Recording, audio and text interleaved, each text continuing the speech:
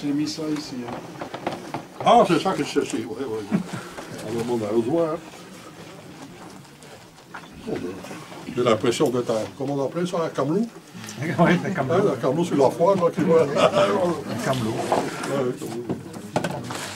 Voilà. Ils vont sans camelot. Alors, comment réussir ou comment ne jamais rater ses semis en conteneur? Alors, première chose, on peut faire ça toute l'année. Hein. C'est un système, du moment qu'on dispose d'une véranda, d'un petit serre-fond, d'un bazar, toute l'année on peut faire, plutôt que. Parce que le jardin en permaculture, il est toujours rempli.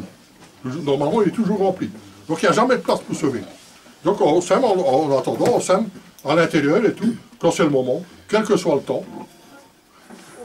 Jamais travailler. En permaculture, on ne va jamais travailler quand il fait mauvais.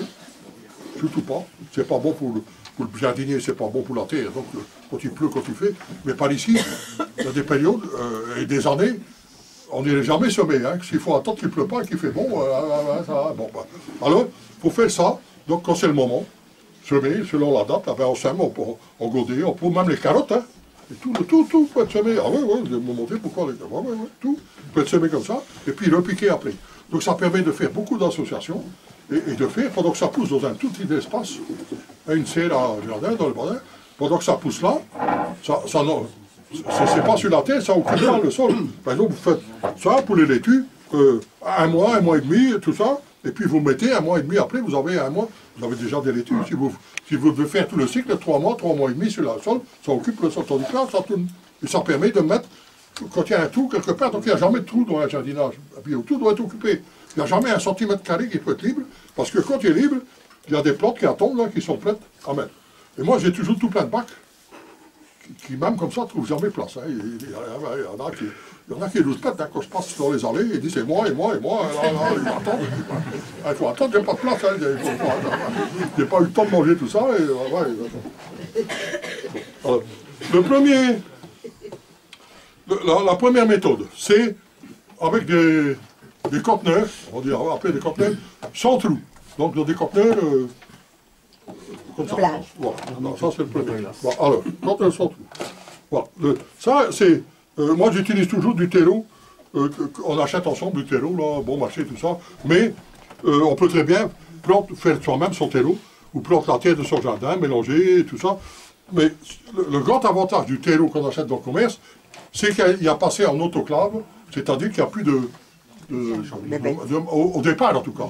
On n'a pas de maladie à champignons et des mauvaises herbes et tout ça, parce que quand vous avez la fonte des semis, vous avez fait tout le boulot, tout à coup, tous vos plantes, ils sont foutus. Alors, donc c'est pour ça le terreau, pour ça c'est bien, c'est agréable. Moi c'est le luxe que je me permets, je veux dire, tout le reste, en permaculture, on doit essayer d'être autonome le plus possible. Hein. Pas dépendre de l'extérieur, tout faire, mais il y a moyen de le faire avec la terre de son jardin. Alors si on fait de la terre de son jardin, ce que je recommande, c'est mettre un peu de tourbe, un tiers de tourbe, hein, dans la bonne terre du jardin, un tiers de tourbe mélangée, parce que la tourbe rend acide et empêche les champignons et les maladies de se développer, et alors un peu d'algues marines.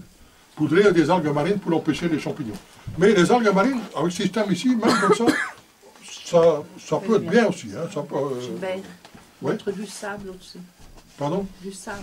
Ah, moi je n'utilise jamais de sable, mais on peut, ouais. Celui qui dispose de sable peut aussi faire un mélange, la terre avec du sable. Au-dessus, ça empêche les champignons de... Ah, ouais. En surface. En surface. Ah bon? Ça rafraîchit surtout aussi, ça reflète la lumière, ça évite que ça fait des sables blancs. Bah, j'ai jamais fait. C'est ce qu'ils font dans les jardins. Bon, alors, voilà. Alors, terreau. Donc, terreau, ou bien votre terreau que vous avez fait, ou bien, je sais pas quoi, là, voilà. Voilà. Donc, remplir comme ça. Voilà. Alors, première affaire, première affaire, quelle que soit la hauteur de votre bac, mais pour faire, il faudrait pas descendre au-dessous de 8 cm, et même 10 cm, 10, 12, pas en dessous de 8 cm, parce que ça devient difficile. Mais tout ce qui est conteneur au-dessus de 8 cm, ça marche. Mais quelle que soit la hauteur du conteneur, donc c'est ça, si vous avez un conteneur plus grand, quelle que soit la hauteur, il faut remplir jusqu'en haut. Toujours. Jusqu'en haut. Parce que sinon, les plantes, quand ils vont germer, les graines, quand ils vont germer, s'ils ne sont pas directement à la lumière, ils vont filer. Donc vous pouvez faire ça s'il y a 2 cm, même pas beaucoup, hein, mais ils vont filer. Donc il faut toujours... Alors si par exemple vous avez des grands bacs comme ça, vous voulez faire, c'est possible, hein. Moi je fais avec des bacs comme ça, par exemple les choux, les poireaux, les trucs, les choses qui doivent rester longtemps, hein, ou les choses qui ont des grandes racines, et je fais avec ça. Mais alors on n'est pas obligé de remplir. Avec du terreau, dans le fond, on peut mettre des cailloux, on peut mettre des trucs, mais le terreau, lui, il doit être à fleur. Hein. Donc, alors, ces choses, par exemple, on peut utiliser plusieurs fois. Au plus grand, si on a un seau comme ça, qu'on n'a pas autre chose, des seaux ou bien des affaires, on tire de ça, on remet du nouveau terreau, on peut le faire des semis toute l'année. La même année, avec le même. Hein, on n'est pas obligé, vous comprenez, on peut faire des économies, on n'est pas obligé de... Moi, je mets de la terre du jardin. Ou la terre du jardin, par exemple, voilà, ouais. Ou la bonne terre du jardin, la moitié, et puis l'autre, voilà, pour les choux, par exemple, c'est beaucoup mieux. Une bonne terre ferme, la terre du jardin, après que les racines, voilà, c'est ça. Alors, voilà, remplir le récipient comme ça. Donc, ça, c'est un truc étanche. Alors, de l'eau. Voilà. Ah ouais, ça, il faudra aller chercher un torchon. Ouais, ça. Mettre ton bac par là. Comme ça va couler dans ton bac. Je pense. Non, oui, tu vois, je pense que c'est malin. Voilà. Alors, mouiller, attendre, ça pompe. Alors, voilà. Remettre, voilà. Voilà, ouais, ça pompe, regardez. Selon l'état du terreau. Il y a du terreau qui est plus ou moins mouillé. Celui qui est à côté de la salle de bain, là, il est mobilisé pour avoir un torchon.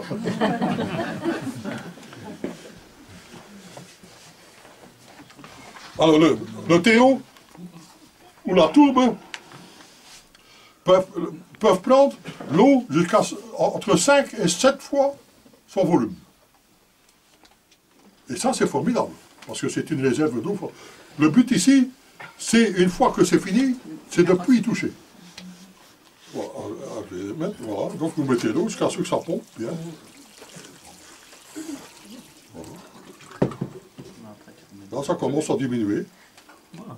Non, mais ça va encore. Ça tourne bien. Voilà. Voilà, donc il faut un peu de patience. Voilà. Mais voilà, si vous voulez. Voilà. Là, maintenant, voilà. Là, ça commence à aller. Voilà. Quand c'est bien, il faut que le terreau soit vraiment bien humide, hein, plus qu'humide. Hein. Donc on le voit quand c'est... Voilà. C'est bien humide. Voilà. Mais vraiment, vraiment bien. Alors, pourquoi c'est bien, ça doit être bien humide comme ça?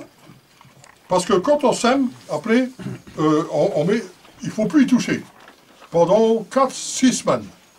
Ce qui fait périr la plupart des semis, c'est qu'après, quand il manque de l'eau, quand on doit arroser, que ça devient trop sec, l'eau doit être exactement à 1 degré près, exactement à la même température que le bac.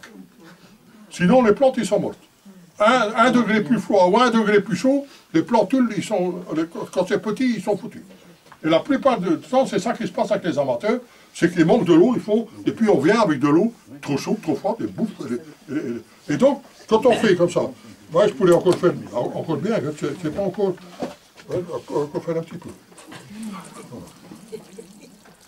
Voilà. Après, il y a un système plus facile, hein, mais je vais dire plus simple. Mais ça, ce système ici, il marche bien. Au début, j'ai fait qu'avec ça.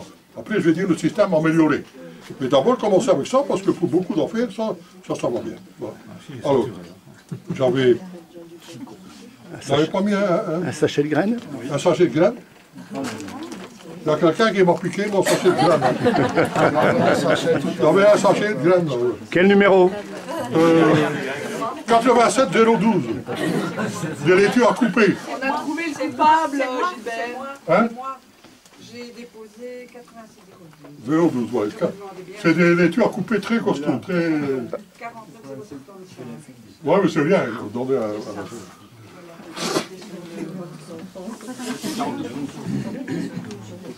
C'était quoi 87 012. Laitue à couper costaud. Ouais, ça peut être n'importe quoi, c'est juste pour montrer. Hein,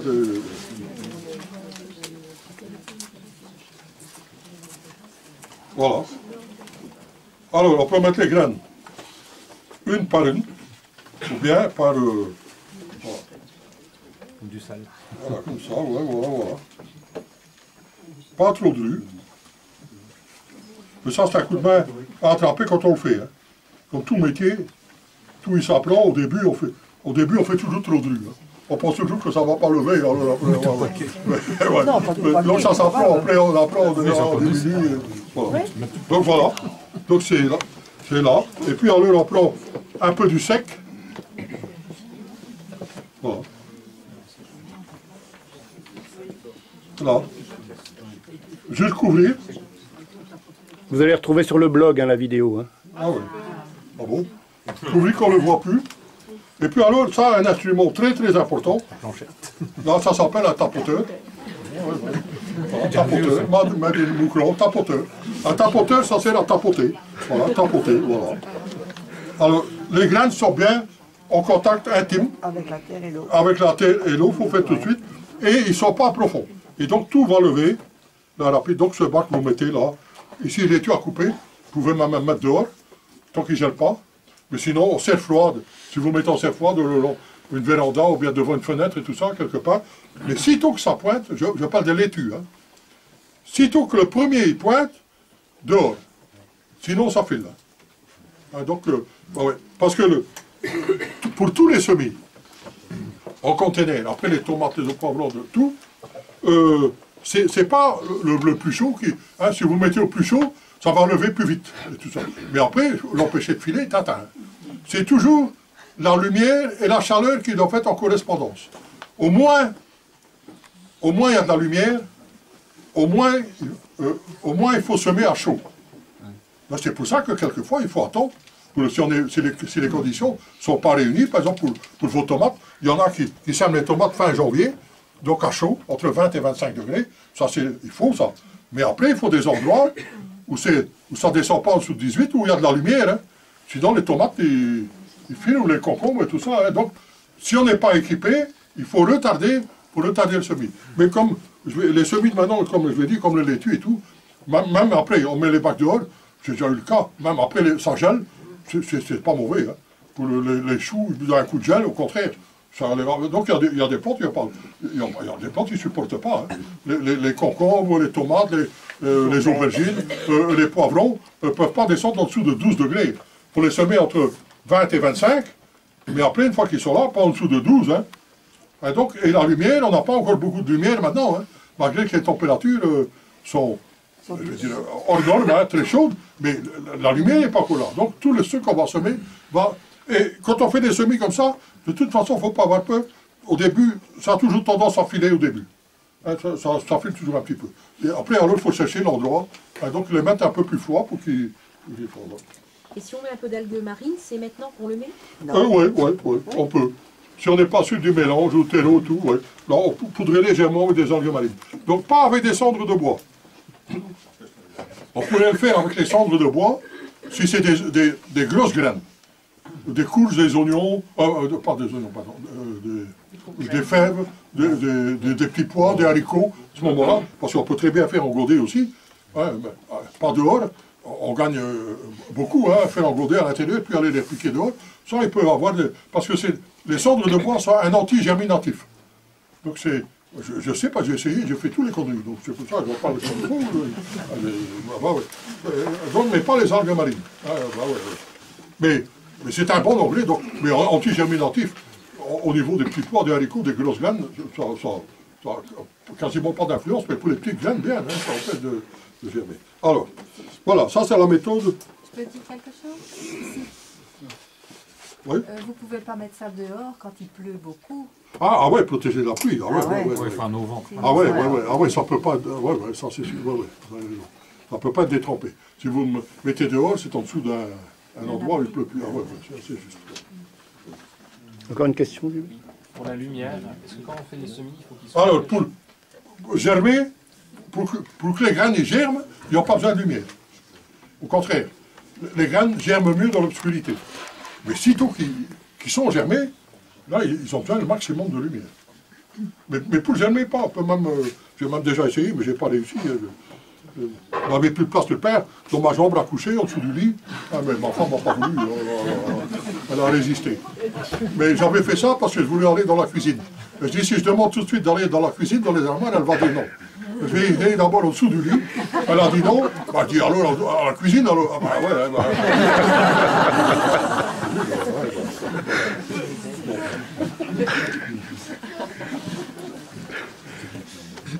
Non. Alors, deuxième truc, un peu mieux, qu'on peut mieux maîtriser, ben, enfin, bon. C'est avec tous des trucs à trous, des containers à trous. Et la méthode, elle est meilleure, parce qu'on peut corriger si on a fait une erreur au départ. Alors, on met, je ne vais pas remplir le grand, hein. Je vais remplir là, le petit. Bon, c'est la même chose. Hein. Voilà. Là.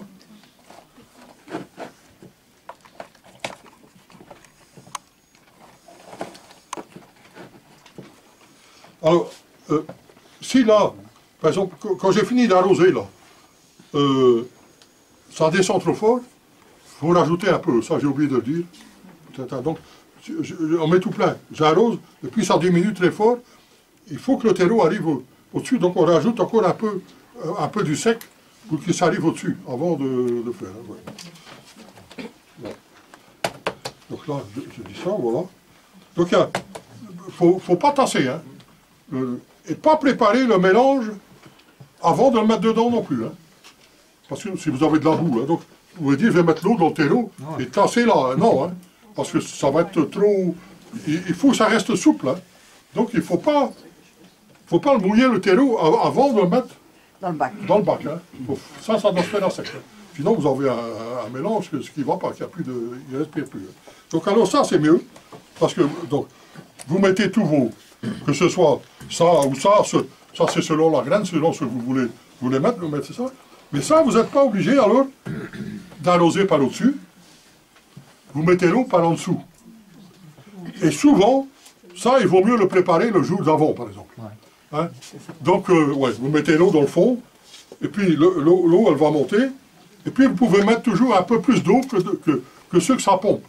Parce qu'une fois que le terreau il va être saturé de lui-même, il ne pompe plus.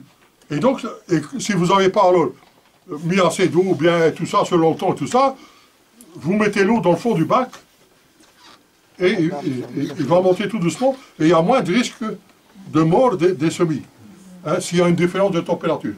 Avec ça, il faut absolument que l'eau soit, s'il faut intervenir, si c'est trop sec, il faut absolument, après plus, hein, une fois que les plantes sont déjà un peu costauds, là, ça va. Hein.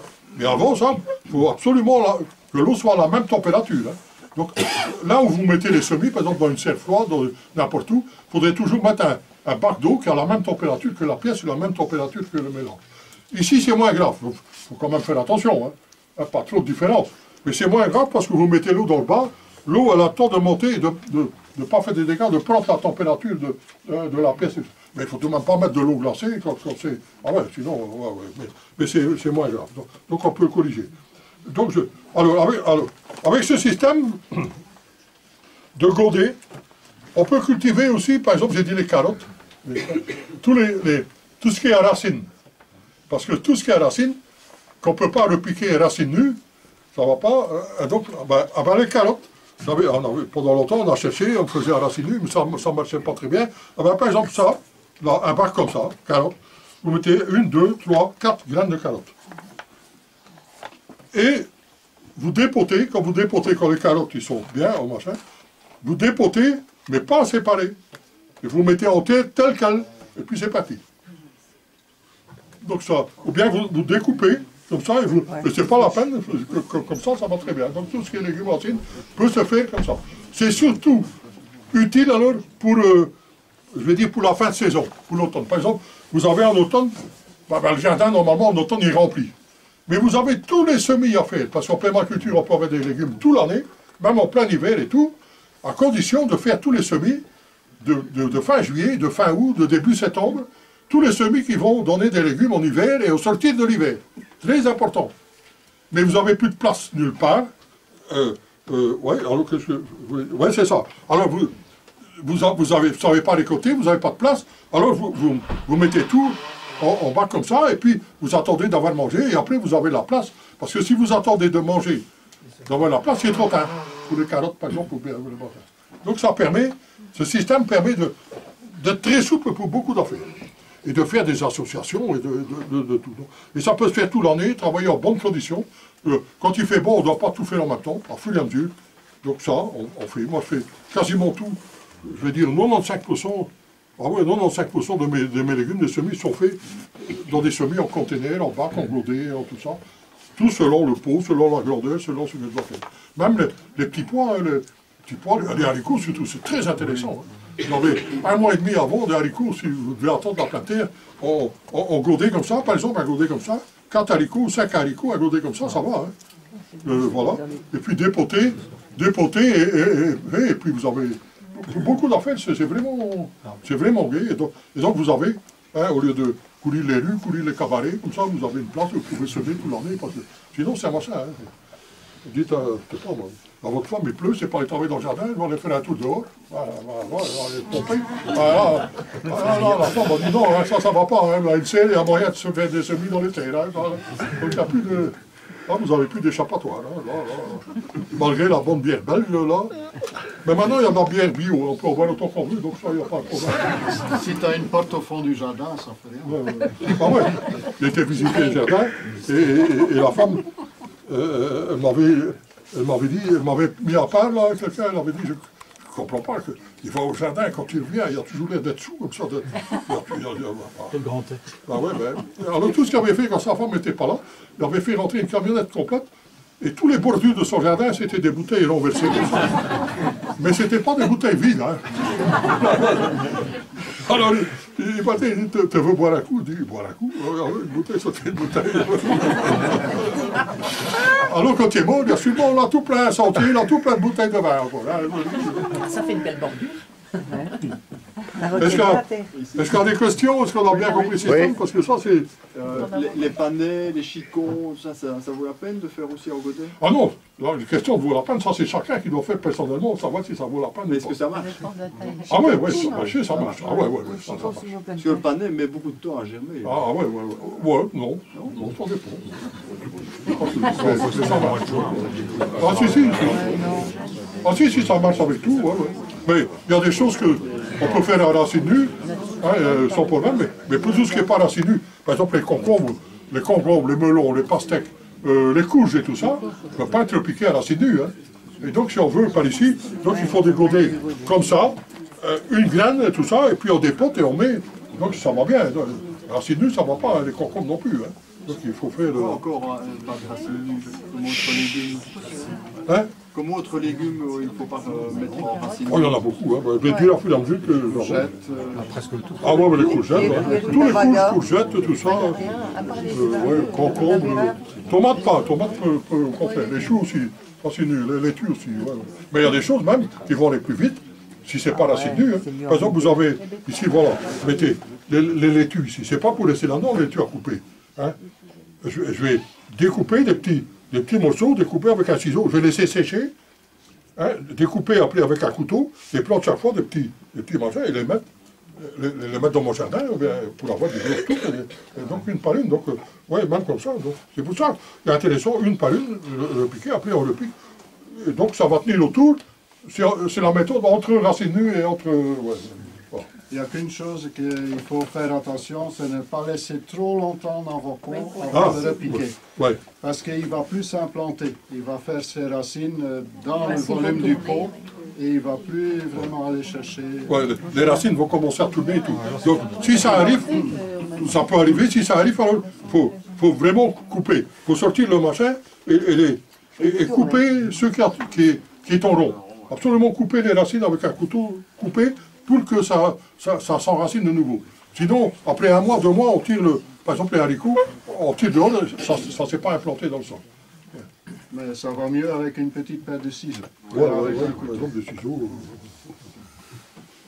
Une question là-bas.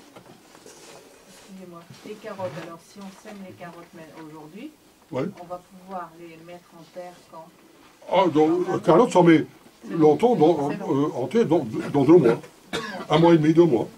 Mais si vous voulez très tôt, justement, c'est pour les gens qui désirent avoir très tôt des carottes ou très tôt autre chose, ben voilà, ça marche bien, semer des carottes là maintenant. Et puis vous aurez beaucoup plus tôt des carottes. Et même, ce système est valable aussi pour les gens qui n'ont pas de jardin. qui ont une terrasse, qui ont un jardin, pas beaucoup, c'est faire toute la culture en conteneur, par exemple les carottes. Mais alors il faut un truc comme ça, alors. Pas ça. Ça peut aller pour les carottes, pour aller mettre dans la terre après. Mais si on n'a pas de terre et qu'on veut des carottes, un truc comme ça, oui, les carottes vont se développer, ça va être les carottes 2000 longues, comme ça va aller. Donc ils vont aller dans un pot. C'est la hauteur qui compte du pot. Oui, la hauteur. On a des pots. Donc un truc comme ça, on peut en mettre 10 carottes, par exemple, voilà, 2000 longues. On a des pots qu'on vend pour les arbustes qui sont le double de cette hauteur-là, mais qui ne sont pas plus grands carrément. Donc pour les choses comme ça. Donc en conteneur, ça n'a pas de place, on peut faire toute la culture comme ça en conteneur. Mais alors il faut choisir, il faut bien voir le volume qu'il faut. La pastèque de Moucron? Pastèque, oui. C'est du molon. La pastèque de Sibérie qui pousse à Moucron.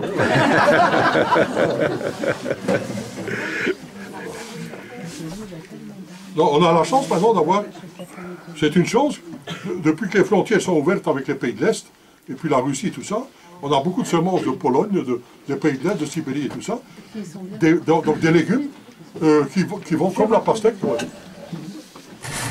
Comme la pastèque, le melon, les concombres et tout ça, des légumes qui vont très vite, qui donnent, sur 3-4 mois qui donnent. Ils ont sélectionné par là de façon naturelle des légumes qui, sitôt que la belle saison est donnée, hein, en Sibérie on dit, en Sibérie on cultive des melons, des pastèques, des bananes. En Sibérie on dit, mais ils ont un été 3-4 mois où il fait 35 degrés et tout. Hein. Donc ils ont adopté, et il y a beaucoup de choses qui marchent par ici, les tomates polonaises, des trucs, parce que c'est court, ça va vite.